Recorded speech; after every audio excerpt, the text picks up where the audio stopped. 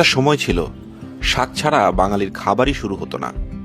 আজ সে ভুলে যাওয়া শাকই আবার ফিরে এসেছে ঠাকুরগাঁওয়ের একটি গ্রামের পুকুর পাড়ে। গ্রামের নারীদের এই আয়োজনে শাক শুধু খাবার নয়, শাক হয়ে উঠেছে উৎসবের কেন্দ্রবিন্দু, সঙ্গে গান আর গল্প।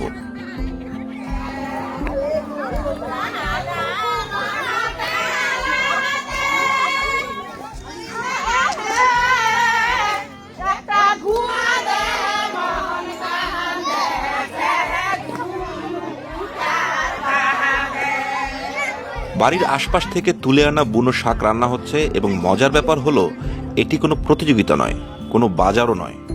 যেসব শাক প্রতিদিনের চোখ এড়িয়ে যায় ঝোপঝাড়ে, পুকুর পাড়ে কিংবা ক্ষেতের পাশে, সেগুলি আজ মূল মেনু। এই উৎসবে শাকের স্বাদ যেমন আছে, তেমনি আছে তার গল্প। কেন ঋতু বদলের সময় এসব শাক খাওয়ার চল ছিল, কিভাবে লোকজ জ্ঞান আর আয়ুর্বেদে শাককে ভালো রাখার উপায় হিসেবে দেখা হয়, সেসব কথা উঠে এসেছে আলাপে। রান্না করা শাক সাজানো পাতায় পাতায়, সাধারণ মানুষ ঘুরে ঘুরে দেখছে, প্রশ্ন করছে, কেউ কেউ বিস্মিত, এত রকম শাক যে পাওয়া যায় অনেকের জানাই ছিল না।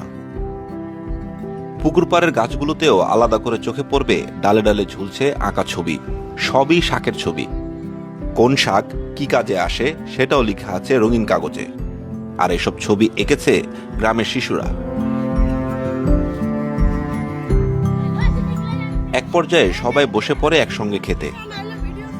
কলা পাতায় গরম ভাত, সঙ্গে একে একে পরিবেশন করা হয় নানা পদের শাক। স্থানীয় উদ্যোগে আয়োজিত এই উৎসবের পেছনে রয়েছে সাংস্কৃতিক ও গবেষণা ভিত্তিক ভাবনা, যেখানে সহযোগিতা করছে ব্রিটিশ কাউন্সিল। উদ্দেশ্য একটাই, যে শাককে আমরা আগাছা ভেবে উপড়ে ফেলছি তার মধ্যেই লুকিয়ে থাকা পুষ্টি ও পরিবেশগত গুরুত্ব নতুন করে তুলে ধরা।